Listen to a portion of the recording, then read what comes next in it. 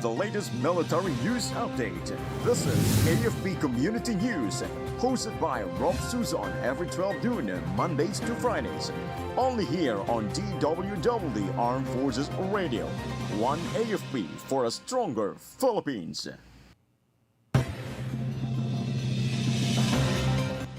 Philippine Air Force airlifts relief supplies to typhoon-hit Abra. PBBM declares all guerrilla groups dismantled. President Marcos warns flood control cheats in his fourth SONA. NDRRM success sa Bagat, Cyclones Crising, Dam 10 among leave 31 dead.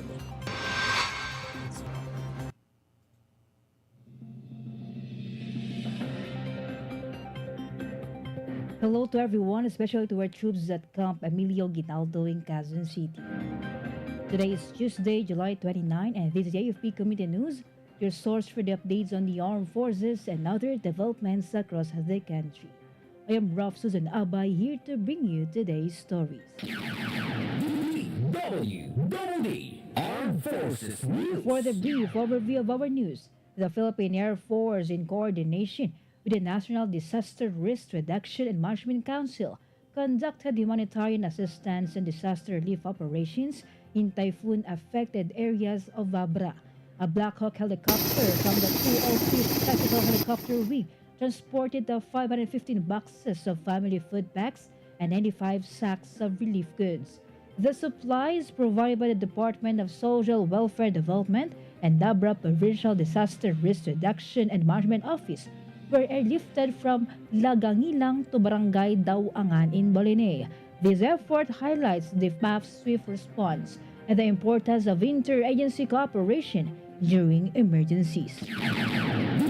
DWDD Armed Forces News. President Ferdinand Marcos Jr. announced the dismantling of all guerrilla groups in the country during his fourth State of the Nation address yesterday. He assured the public that the government will prevent any resurgence while continuing to modernize the Philippine National Police and Armed Forces of the Philippines with increased weapons and military vehicles. Marcos emphasized support for former rebels, including the community development and livelihood programs in partnership with the private sector. He also highlighted the ongoing cooperation in Bangsamoro Autonomous Region in Muslim Mindanao, contributing to a more peaceful and rights-protective society. Armed Forces Radio. And now let us hear more from Meljoy of 1st CRG about 3rd Mechanized Infantry Battalion conducts tree planting and feeding activity in the IP community in Tarlac. Yes, Rofh, the 3rd Mechanized Infantry Battalion successfully conducted a tree planting and feeding activity for indigenous peoples residents of Sitio Santa Rosa, Barangay Santo Niño, Bamban, Tarlac. The activity was participated by the 31st Mechanized Infantry Company under the 3rd Mechanized Infantry Battalion Armor Division, Philippine Army. This was made possible in partnership with Victorian Mula sa Puso Association Incorporated, headed by Miss Janet G. Taroza, and the Scholar PH led by Miss Cecil T. Tolentino. A total of 200 assorted non-fruit-bearing trees were planted to support environmental sustainability and contribute to mitigating the impacts of climate change. The event was followed by a feeding activity benefiting approximately 150 residents of the local community. This collaborative effort reflects the strong convergence between the military and various organizations, highlighting the true spirit of bayanihan. Moreover, the activity emphasized the importance of environmental preservation, promoting a clean, healthy, and sustainable environment for the people of Tarlac. This is Meljoy Nesho Arroco reporting for AFP Community News, one AFP for stronger Philippines. Thank you, Meljoy of 1st CRG. DWDD Armed Forces News. President Ferdinand Marcos Jr. emphasized that peace is a cornerstone of his Bagong Pilipinas vision. He said thousands of former rebels have rejoined society and are now benefiting from livelihood and community development programs. President Marcos Jr. noted that these reintegrated individuals are working alongside the Armed Forces of the Philippines and Philippine National Police to maintain peace in the Bangsamoro region. He also reaffirmed the government's commitment to to long-term stability and inclusive development. DWDD Armed Forces News. 18 former New People's Army members received livelihood assistance from the Rizal provincial government at the provincial capital in Antipolo City yesterday. The aid granted under the Enhanced Comprehensive Local Integration Program aims to help returnees start new lives through sustainable livelihood. The ceremony led by the officials from the 80th Infantry Battalion, Regional Task Force and Local Communist Armed Conflict, Department of the Interior and Local Government Rizal, and the Philippine National Police emphasized the peace building and reintegration. The government reaffirmed its commitment in ending the insurgency through the unity and support from former rebels. Armed Forces Radio. More updates from Mike. 82nd IB NGOs bring vital services to remote Aklan village. The 82nd Infantry Battalion, in partnership with Aklan Trekkers Incorporated and other agencies, led a multi-sectoral outreach mission in Barangay Yawan, Ibahay, Aklan. The initiative provided medical care, relief goods, livelihood training, and peace education to 414 residents in the remote highland community. Army troops also conducted peace briefings and anti-insurgency awareness campaigns. The mission highlighted the power of collaboration in uplifting geographically isolated and disadvantaged areas. This is Mike reporting for AFP Community News, 1 AFP for a stronger Philippines. Thank you so much, Mike. DWDD Armed Forces News. The 1101st Infantry Brigade successfully mediated the long-standing clan feud between the Maunara Aziz and Salik Torayas families in Malabang, Lanao del Sur yesterday. The formal settlement was facilitated by the military, local officials, and traditional leaders. Both clans surrendered firearms and signed an agreement to end the decades of violence and embrace the reconciliation. The Army reaffirmed its commitment to community-based conflict resolution and sustainable peace in the province. DWDD National News. For our national news, President Ferdinand Marcos Jr. used his State of the Nation address to warn government officials and contractors who colluded to pocket public funds meant for flood control would face charges next month. Marcos said the public knows full well that there are people making money off these projects. He added that he saw firsthand that many flood control projects were substandard and collapsed, and others turned out to be mere figments of imagination. PBBM then tasked the Department of Public Works and Highways to submit a list of flood control projects in the last 3 years and directed the Regional Project Monitoring Committee to examine the list of projects. Armed Forces Radio. Let us hear more updates from Jim Boy about 11th ID leads Solu's aid mission to typhoon hit NCR. The 11th Infantry Alactan Division, in coordination with the provincial government of Sulu and Joint Task Force Orion, spearheaded the delivery of humanitarian aid to typhoon-affected areas in the National Capital Region. Utilizing a Philippine Air Force C-130 aircraft, the team transported 2,000 sacks of rice and 1,000 cases of dry goods from Sulu to Villamor Air Base. 11th ID and Joint Task Force Orion, Commander Major General Leonardo I. Peña, highlighted the division's vital role in ensuring swift and effective relief operation. The mission demonstrated the 11th ID commitment to public service and the bayanihan spirit in time of crisis. This is Jimboy reporting for AFP Community News, 1 AFP for stronger Philippines. Thank you, Jimboy. DWDD National News. President Ferdinand Marcos Jr. ordered the local government units to take decisive action against poorly performing water districts and their private partners. This came amid the mounting complaints of inadequate water supply affecting over 6 million consumers nationwide. He emphasized the importance of water security, equating it with food as a basic necessity essential to life. Marcos also said he had reviewed a report of the situation and tasked LGUs with implementing effective measures against non-performing water service providers and their joint venture partners. PBBM then assured the public that accountability would be pursued. DWDD National News. The 28th Congress opened yesterday with no leadership changes in both chambers of the legislature. Senator Francis Escudero was re-elected as Senate President, while Leyte 1st District Representative Ferdinand Martin Romualdez was elected to the post of Speaker in the 28th House of Representatives. Senator Joel Villanueva made the nomination to retain Escudero at the helm of the Senate. In line with Senate tradition, Senator Vicente Soto III was also nominated for the top post.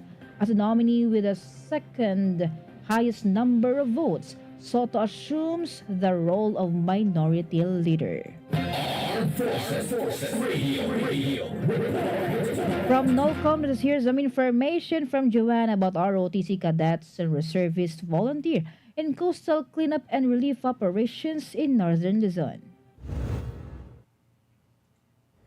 In response to the recent typhoon and habagat onslaught, reservists from the 105th Ready Reserve Infantry Battalion, 105th Community Defense Center, 1st Regional Community Defense Group, along with cadets from the University of Luzon ROTC unit, volunteered for cleanup and relief efforts in Pangasinan. A coastal cleanup drive was also conducted in Barangays Sobol and Bolasi, San Fabian, led by the Rotary Clubs of Lingayen, San Fabian, Malasiki, and Bayambang, together with barangay councils and residents, to clear storm-related debris and promote environmental awareness. Meanwhile, relief operations initiated by the Inner Wheel Club of Dagupan provided 140 relief packs to affected families in barangays Bacayao Norte, Bacayao Sur, and Pogo Lasip in Dagupan City. Reservists and ROTC cadets help ensure the orderly and timely distribution of aid. These initiatives highlight the continued dedication of the AFP's Reserve Force and ROTC units in times of crisis, reflecting their vital role in disaster response and community support.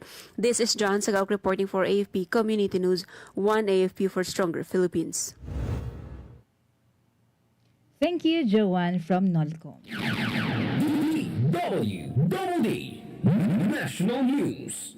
President Ferdinand Marcos Jr. pledged to fast-track land distribution under the Agrarian Reform Program and expand electricity access across the country. In his fourth State of the Nation address, Marcos said the Department of Agrarian Reform is accelerating the issuance of land titles and certificates. At the same time, PBBM added the government is working to strengthen the country's power supply and infrastructure. He also explained that when his administration began, more than 5 million homes still had no electricity. In the last 3 years, the administration has connected 2.5 million of those homes to the grid.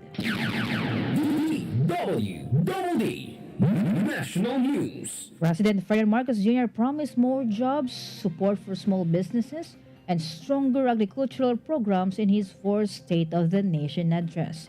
PBBM said decent and stable jobs are the most effective weapons against poverty and hunger. He added that only 4% of the country's workforce remain unemployed and pledged that the Department of Labor and Employment, Department of Trade and Industry, Department of Social Welfare and Development, Department of Tourism, and other related agencies would work together to open up more job opportunities. President Marcos added that to support the livelihoods, the government will also continue offering low-interest, collateral-free loans to help more Filipinos start micro-enterprises. Armed Forces Radio. Some information from Gina about 31st IB leads tree planting for reforestation in Bicol. Yes, Rofh, the 31st Infantry Charge Battalion conducted a tree planting activity in barangays Danlog, Pilar, Sorsogon, and Villahermosa, Daraga, Albay. Partnering with Pacific Legazpi, local police, barangay officials, and residents, the unit promoted reforestation and environmental protection. The initiative aimed to inspire community involvement in eco-friendly efforts. 31st IB emphasized that planting trees symbolizes new hope and unity toward a peaceful, prosperous future. This is Gina reporting for AFP Community News, 1 AFP for Stronger Philippines. Thank you, Gina. DWDD National For other News. national news, the combined strength of tropical cyclones Krising, Dante, Emong, and the southwest monsoon or Habagat has left 31 dead. The National Disaster Risk Reduction and Management Council reported that apart from the increased number of casualties, the weather disturbances also left 17 injured and 7 reported missing. Most of the casualties were from Metro Manila. A total of 1.7 million families were affected or displaced due to flooding. DWDD National News. Severe tropical storm Emong has affected several of National Grid Corporation of the Philippines transmission facilities in northern Luzon, particularly in the provinces of Pangasinan, La Union, and Ilocos Sur. The transmission firm reported that the Labrador-Bolinao line, Bawang San Fabian line, Bawang Nagilia line, Bawang San Fernando line, and the Bacnotan-Bulala line are currently unavailable. Those affected were residents from Central Pangasinan Electric Cooperative Incorporated, Pangasinan Electric Cooperative, and La Union Electric Company Incorporated. Armed Forces Radio.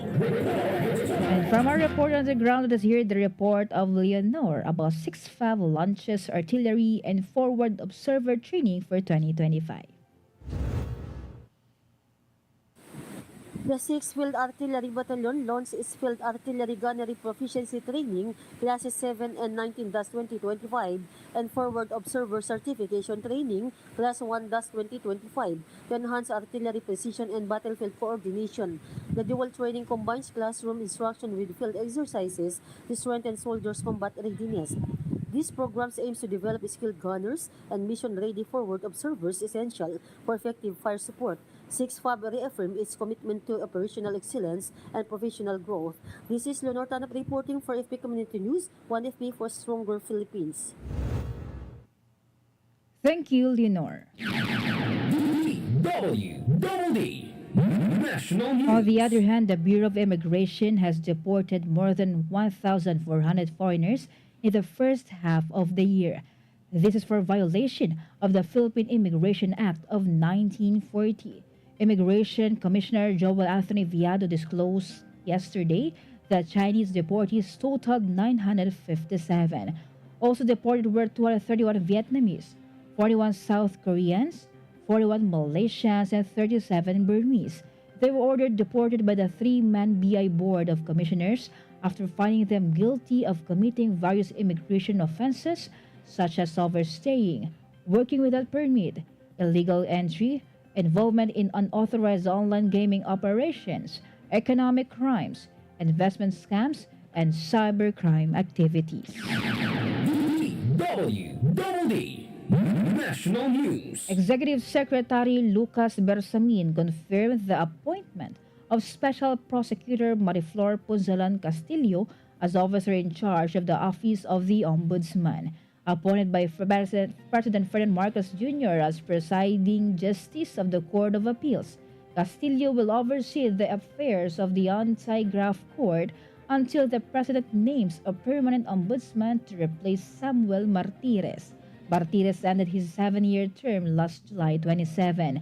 Bersamin explained that there is no shortlist from the Judicial Bar Council yet, and interviews of the aspirants are yet to begin after the State of the Nation address. Armed Forces Radio. And on the other line, let us hear more from Dudes about PMA remains unscathed, Navy battles damage amid typhoons. Yes, good morning, Group Suzon-Abay. The Philippine Military Academy in Baguio City reported no major damage after a series of typhoons hit Luzon, with all cadets, staff, and facilities remaining safe. PMA spokesperson Lieutenant Jesse Nestor Saludo credited early safety protocols and confirmed the campus has reopened following temporary closure. Meanwhile, The Philippine Navy's headquarters in La Union sustained damage from Typhoon Emong, but continue critical rescue operation in northern Luzon. Both institutions reaffirmed their readiness to assist civilian communities during disasters. This is Dudes reporting for AFP Community News. One AFP for a stronger Philippines. Thank you, dudes. DWDD National News. Metro Manila commuters can now pay their MRT3 fares directly using their MasterCard credit, debit, and prepaid cards. MRT3 management said payment could be done simply by tapping their cards. The new payment system also extends to MasterCard users with compatible e-wallets on NFC-enabled Android smartphones. DWDD Armed Forces News. And that concludes today's broadcast, and thank you for tuning in, especially to our audience on AFP Radio, DWDD's Facebook page. Be sure to join and catch us again tomorrow for more stories and updates, same time and same station. Once again, this is Rofh Suzon-Abay for AFP Community News, one AFP for stronger Philippines. Behold the latest military news update. This is AFP Community News, hosted by Rofh Suzon every 12 noon, Mondays to Fridays. Only here on DWDD Armed Forces Radio. One AFP for a stronger Philippines. Ito ang DWDD 1134 kHz AM. Balita, impormasyon at musika. Ito ang DWDD AFP Radio. Boses ng Kawal Pilipino. Kayo ay nakatutok sa DWDD AFP Radio. Kami po ay kasapi ng KBP, Kapisanan ng mga Broadcaster ng Pilipinas.